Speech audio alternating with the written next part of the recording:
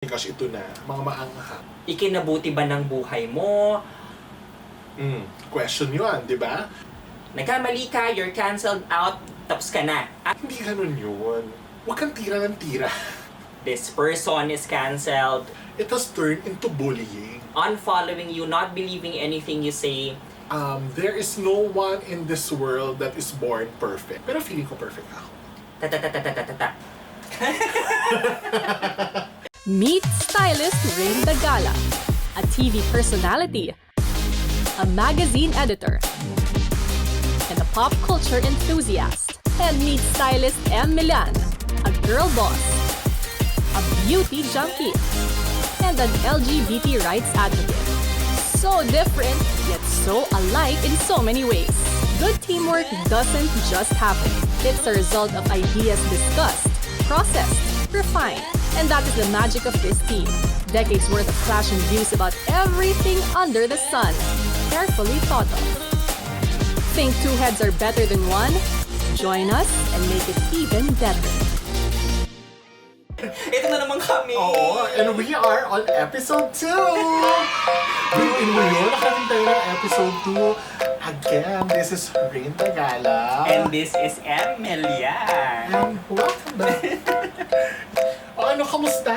Natawid natin yung first episode, girl. Buti may nanood. Akala ko talaga yung wala lang.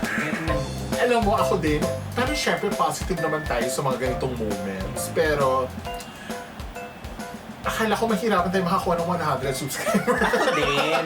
Nang akala ko pa talaga, di ba? Ang sabi ng YouTube, 100 subscribers in 30 days. Sabi ko, Diyos ko, kaya ko kaya yun. Ay, oo nga, Tapos yung parang, syempre, aminin na natin, and parang known fact naman na competitive ako. So, syempre, nagtitignan ako ng ibang vlogs. Tapos yung iba, parang bago makaabot ng mga, 100, may effort talaga. So, parang feeling ko, yung not naman to demean din, pero akala ko talaga, struggle yung first 100 to begin with. Buti na lang hindi. Hindi tayo na-cancel. Na-cancel ka na ba? Hindi pa naman. Pero meron ako mga bashing na nakuha. Pero, ako, meron akong kinancel. Isa yun sa mga highlights ng ECQ experience ko. As in, meron talaga akong tinrabaho na isang vlogger na talagang pinagsikapan ko, pinagsumikapan ko i-cancel. Dahil wala siyang tigil magkalat ng fake news. At balita ko yung, di ba, ayoko na ituloy kasi baka ito na ma-cancel na tayo once and for all. Parang at least, the first episode was done and parang we got good feedbacks. Ano ba yung mga feedback? Siyempre, isi-share natin kasi good nga, di ba? Feedback is from Bea Gabuya. Sabi niya, "Hello Rain, gusto ko ng mga musta and sabihin na napanood ko ang vlog niyo ni Em. Ang cute nyo and thank you for reminding me na we should do what makes us happy." In fairness. In fairness, may mga ganyang comments, di ba? Ito pa isa. Mami, hala, sobrang nakarelate ako sa pilot episode nyo. Thank you, I feel so validated. This is from... Hindi ko alam kung paano sinasabi yung name niya, pero... VRGN? Virgin? Virgin. So, kailangan magpigil-pigil ka muna unless willing ka mag-sponsor ng rapid test doon sa booking mo. Tiis-tiis muna tayo. Tiis-tiis muna, di ba? Or kailangan swab testing para gold standard. Pero 12,000, mahal yun, girl. Diba? Yun nga, in general, we're happy that they agreed. Di ba? So, comment kayo. Kung hindi kayo agree, okay lang din yun, ha? I think, since part na kayo ng team, sasabihin din namin ni Em yung sinasabi namin doon sa mga new clients namin na madalas na we are open to feedback. Hindi kami pikon. In fact, that is encouraged. He said, she said. Cancel culture. My gosh, kinakabahan ako sa topic na to. I think we need to define it first. Rain and Em provide their views on any given topic and let them react to each other's. Then, as with any Team RainxEm exercise, they may agree or disagree, but together they create a unified response. Join in on the conversation. Let's talk. So, cancelled culture. I think before we discuss it, because it's been such a buzzword now, the culture of canceling someone, cancelled, is I think we need to define it first before we have a thorough discussion on it. So, cancelled culture versus calling out. because it all happens in social media. Pero ang uso-uso ngayon na this brand is canceled, this person is canceled, this company is canceled. From what I see, and my definition of that culture is people all agree to cancel someone, not patronizing any of your products, unfollowing you, not believing anything you say, essentially defining you with just a moment on social media. Historically, what I see dun sa mga naka-cancel are those who have said something wrong, have said something offensive, or even actually kahit nga longer pa eh. If for example, they have been living a lifestyle that not everybody agreed to, pero biglang may nagsiwalat, kunyari, di ba, may nag-expose nung even if it's over a long period of time, people will define you by that and in turn cancel you entirely. Similar to brands, similar to companies, if you haven't been representing enough non-whites, di ba? You are defined by that. In terms of people though, as opposed to like brands and organizations where you have a team agreeing and discussing, I don't think it is fair to define a person by a single tweet, by a single opinion, or even with an exposed way of living or like a lifestyle or a series of mistakes that they've made. Kasi di ba, parang sabi nga sa Bible, parang Ay, nag-Bible sa bakla! Serious? Okay, oh my God! let those who have not sinned cast the first stone. Oh, Nagbabasa. Jumis Sa Jesus ka Bible. dyan, girl! Alive. On social media now, it's so easy to just put up a show of righteousness. And it's so easy to just jump on a bandwagon, deflecting all the negativity because may nahanap kayong isang nagkamali. So bato na ng bato ng bato ng stone dun sa nagkamali in the hopes na ma-cancel siya. Even kung wala ka namang ganansya out of it.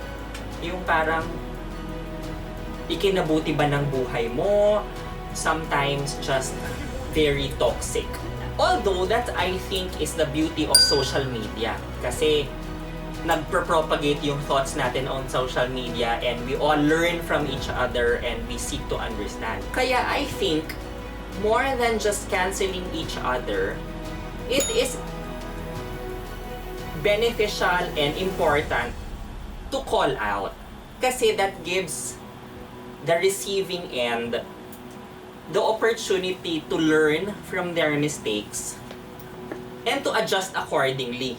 Diba? Hindi lang siya yung parang nagkamali ka, you're canceled out, tapos ka na. As opposed to calling out someone, you said something offensive or what you did was wrong, this was very hurtful.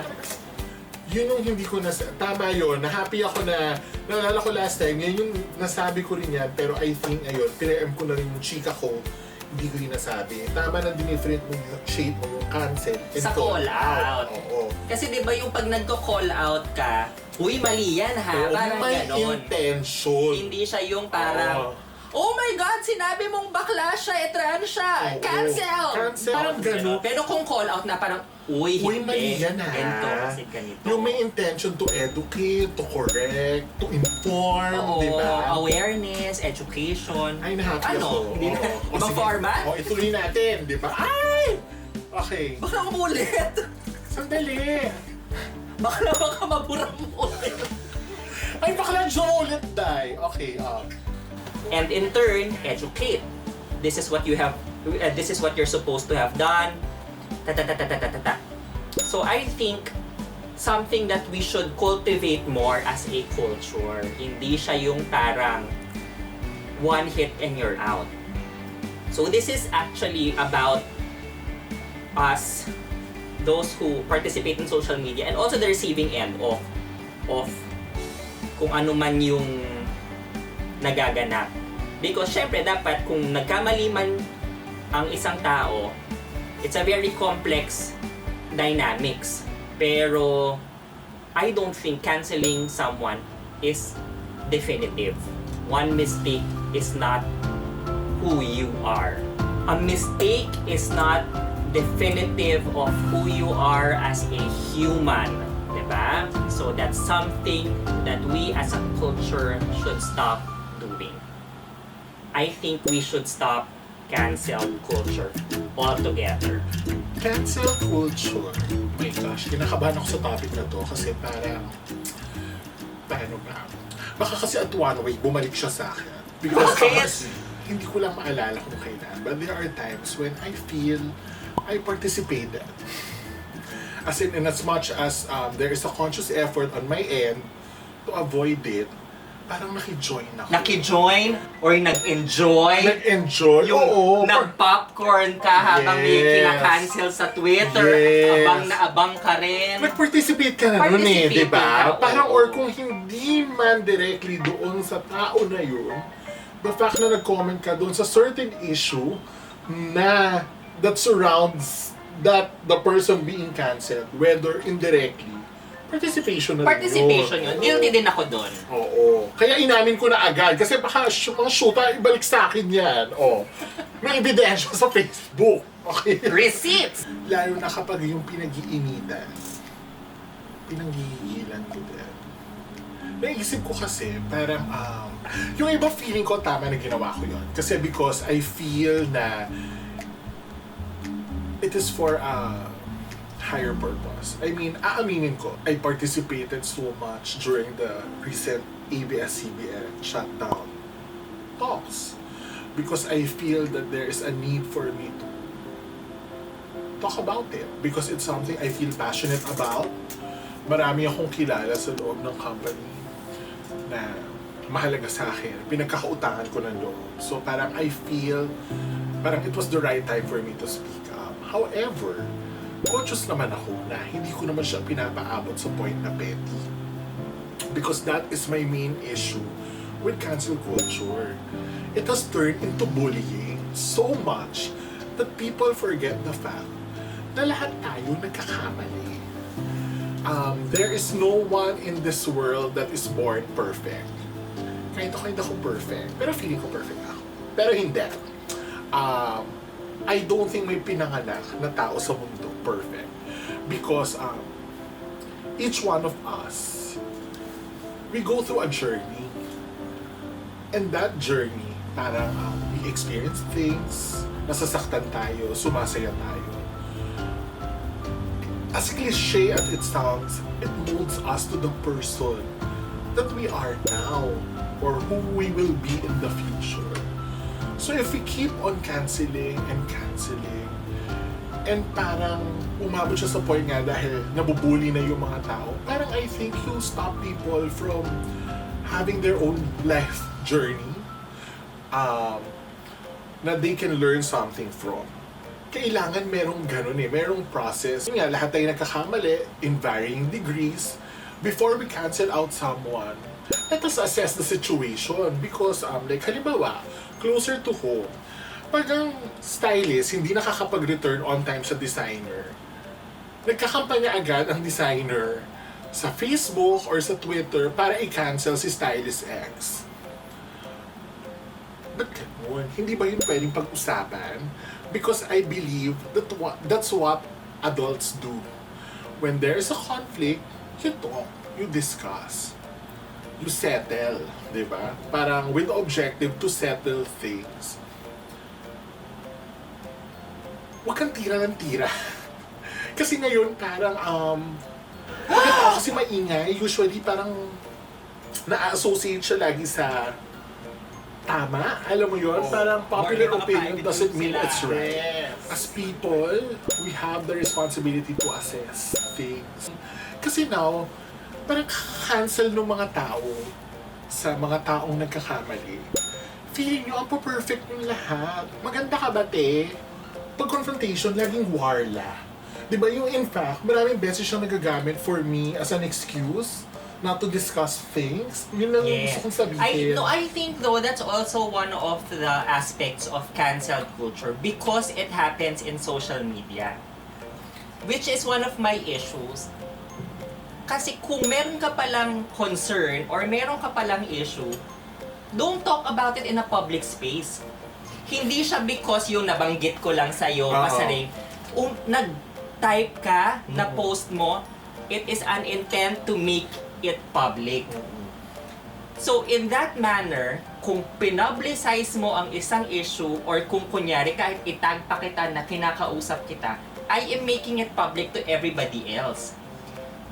The intent there is for everybody else to see my issue with you. Hindi ba pwedeng kung may issue ako sa'yo, tayong dalawa? Yun kasi yung nangyayari ngayon na kahit or even if it's a passive-aggressive na may isang Becky hindi nagsoli ng eme. It's putting it on a platform for everybody else to see. So anong intent nun? Because every click is intentional. Hindi naman siya yung naisip ko lang, ay, na-publish! Baka nasanibak ng Holy Spirit, tapos, pak! Natweet agad! Ay, status ko na pala siya! Correct! Hindi naman siya ganun nangyayari ngayon. Ngayon, everything you say, so, everything on social media has had intention. Okay, o sige, pumunta tayo dyan. I mean, hindi ka ba nagkakamali? If we look back doon sa experiences mo, wala ka bang mga bagay na ginawa before na na-realize mo mali siya or tama siya na ngayon ay binago mo? That's why you have an opinion like that now? Question yun, di ba? And nowadays we talk so much about mental health and how important it is in the same degree as taking care of your physical health.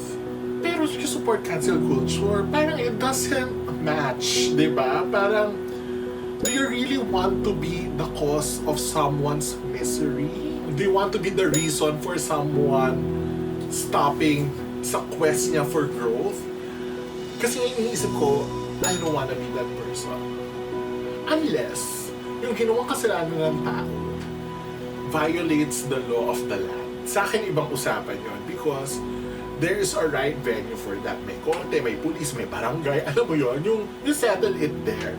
Pero the point is, you settle because that is what adults do. We talk, we settle. When you confront someone, automatically you need to fight.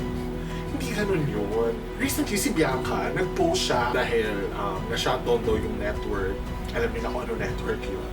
Parang hindi raw makakaabot yung balita sa mga iba-ibang barangay sa mga provinces. Aba, talagang kinuyog siya ng mga tao. Instant reaction, minumura siya agad. Ang boba niya, tanga niya, cancel. Kasi nagmamarunong siya, nagmamaganda siya. Pero mayroong isang tao na nag-comment sa kanya lengthily, passionately. Na parang na-realize niya, okay, tama naman yung sinabi niya. So I take it back. Nag-tweet siya na dahil doon sa tweet na yun, meron siyang natutunan, nagbago yung opinion niya about it, na-meet yung objective. Nalungkot siya doon sa process na pwede naman siyang i-correct eh.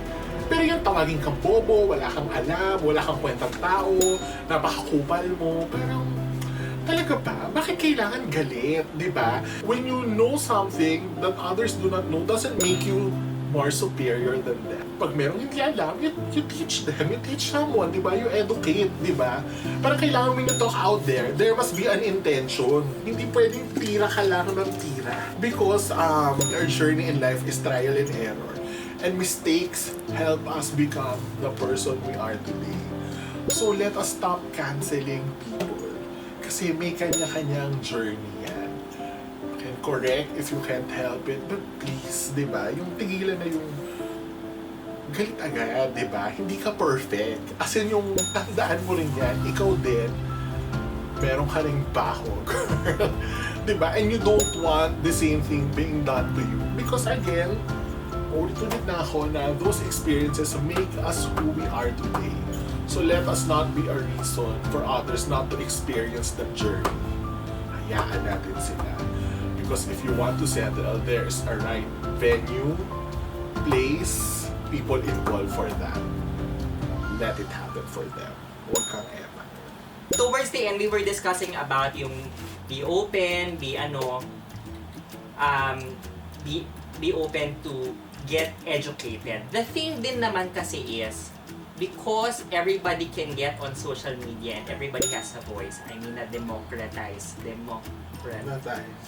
yung it doesn't absolve you na magsabi ka na lang ng very racist or insensitive or tone-deaf tweets. It doesn't, we're not saying na it is wrong kung ma-call out ka kapag naglabas ka ng mga Tweets, call out naman talaga to begin with. It doesn't absolve you of that. I mean, di ba? That's why I was talking about the complexity of the dynamics. It's because when someone wants to reach out to you to educate and, let you know that your opinions are faulty or they're based on facts na mali, you also have to have that willingness to learn, di ba? Yes. Kasi kung hindi, kailangan mo na talagang i-check yung values mo. Hindi, at saka, huwag na natin pakabain. Mema ka lang, girl. Diba? Yung parang pag may issue, daw agad, diba? Chika-chika ka agad, kailangan may opinion ka. Tapos followers mo, 2, gano'n. Ay, yung mga maka-follow ka sa movement, meron ka ba talagang kailang black? Ayun na nga, diba? Parang, dami-daming sa Pinas. mema kasi, diba? Yung iba yung you call out. Yun nga, parang, parang hindi tayo as agree this time. Hindi parehas na parehas, pero parang ibang points. pero sinuportahan natin yung points ng isa't isa, and it all leads to intention. Ewan ko, parang for me yung napulot ko doon sa chikahan na when you put something out there should be an intention. Yung if you call out someone with the intention to correct, inform, educate, sa akin, ako personally, parang okay lang yan sa akin. Pero, when you are out there also, dapat bukas ka rin doon. Kasi minsan, kaya lumalala yung mga cancel na yan, dahil ang iinit lagi ng ulo ng mga tao, ayaw na nasisita. Pag nireply, ang pangit mo, ang tsaka mo, mag-girap ka, mga ganyan. Yung parang, mali. Ewan ko, parang for me, yun kasi, parang, I'm just replying based on what I see on social media. Pero bullying happens everywhere. Now that it's magnified because everybody has access to it, everybody can bully anyone. So, ako personally, I would not meddle dun sa mga issues na hindi ko alam. So, kunyari, even if it's something that I know something about, minsan nahihiya akong mag-educate. Chumika. Ako din. Oo. So, kasi ayoko maging mema, bakla. Ayun na nga. Kasi pag ganun, mema ka lang talaga. So parang... hindi. Feeling ko din naman kasi, social media is meant for mema. Social media is meant to say, umuulan today. Parang bakla ka tabi kita, alam ko din. Diba? Let us not take away that of social media. It's so bagay, something yun din naman yung beauty niya. Yun din yung beauty niya eh. Yung parang kaya nga kanto na ko ngayon, diba? It's parang, it's really for mema. Pero yun nga, but it doesn't absolve anyone of releasing something mema that hurt other people. Yun, parang feeling ko yun yung ibig ko sabihin ng mema. Kasi yung mema mo, tama yung definition. Mema talaga din yun, Kantong-kanto talaga. Yung mema, kanal na kanal. Epal, kanal, singit, diba? Yung wala kang ambag, gano'n, tsaka mo. Yun yung gusto kong sabihin, yun yung definition ko ng mema. Kasi bakla tuloy-tuloy! Kasi yung mema mo, parang galing sa... aminin mo mema. Galing sa Webster, diba? Sa dictionary. Kasi, pinag-chismisan din naman natin yung mga chujulan today. Tama naman. Bakla mema. Parang, yung mema na sinasabi ko, yung parang, bakla, wala ka naman yung maki-join. One share namang notes, tapos talk show. Hindi pwedeng ganun, di ba? Yung talaga yung hardcore mema. It's so easy to call out, which I think is the beauty of calling out, ha? Institutions where you have a stake in. Let's say, the government. Or kunyari, calling out injustices for in your industry, di ba? Those are things that you really have a stake in, that you really have to know about, and that you really have to use your voice, di ba? And use your platform to really call out and affect change. What about something on Or be a mema for a cause. Use your... Oo, mas yun ako. Diba? Yun talaga yung feeling kong mas summary ng cancelled culture. Kasi parang it is Yung we don't encourage bullying brought to social media. We don't encourage cancel culture. No to bullying. But call out parang ang ano natin doon. Oo, especially if you have a stake. We can. Lalo na yung gobyerno. Oo. Ay! So when we mema responsibly mads. Gusto ko yun. Mema responsibly mads. Oo. So lahat naman talaga dapat, yun nga yung, because everything is with intention, be responsible. Binigyan tayo ng technology to air out yung ulam natin for tonight. Let us use it responsibly, diba? Kunyari, we are given the opportunity to educate someone or on a concern that we know something about. Let's do it responsibly. Ay, ganda! Naitawid natin yun! Ay, puring-puri rin kami sa mga sarili namin. Ayan. So, again, the question is, do you agree with this week's bumper Or sticker? disagree. Or disagree. Kasi, even us, bago namin narating yun, may challenge. So, Lalo na't nabura. oo, lalo na, nabura. So, yung ginulit. Tapos, nakalimutan namin yung dati. Pero, I think mas maganda tong lesson na to, di ba? Mema responsible True. bands. Di ba? So, yan. Ikaw, how do you feel about it? Di ba? Share nyo sa amin. Let us know Oo, how let you us feel. know. Or kunyari, Meron ba kaming nasabi na hindi nyo nagustuhan? na-cancel na rin ba kayo? Na-cancel na rin, o, di ba? Parang, tell us.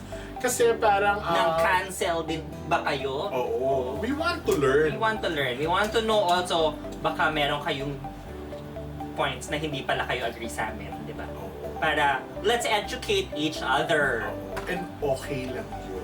The fact that we're here means we are open to hearing those things. This is our intention. This is our intention. So, pag meron ako nasabi na hindi ka agree, huwag mo naman akong murahin. Murahin din kita. Alam mo na yung mga lalabas sa'yo. Jubis ka na. Oo, lalabas ako. Bakla daw ako. Jubis ako, wala akong leeg, ganyan. Okay. Give me time, perfect na tayo. Okay. So, again, ayan, and we wrap up episode 2. Di ba may ganito tayo ngayon? Kasi last time, dahil kinakabahan kami, hindi namin na-cheated to. So, we are wrapping this up. Ayun nga, with the question, please share your thoughts On in the the comment comments section below. Please feel free to like, subscribe, and share. And let's make the discussion wider, di ba? Diba, who knows, baka in the future, pag tuwang-tuwa tayo sa mga thoughts na pumasok, we may do giveaways. Oo, na-i-chika natin doon sa Viber community. So join the Viber community as well because May ayuda. may ayuda doon eventually. At yung ayuda ay hindi bigas. Charot. Unless gusto nyo. Unless gusto nyo ng bigas. Okay lang naman din yun, di ba? I think it's the best venue to talk, no? Kasi minsan yung sa Oo. YouTube, pag natapos na yung video, comments na lang, minsan natatabunan. So at least yung pag sa It's a real conversation. Conversation talaga siya. So join us at the Team RainxEm Viber community. It's Follow also us. on the link. Oo, The link to the Viber community is below. Yes, and follow us on our social media account. Till the next vlog. See ya! Toodles!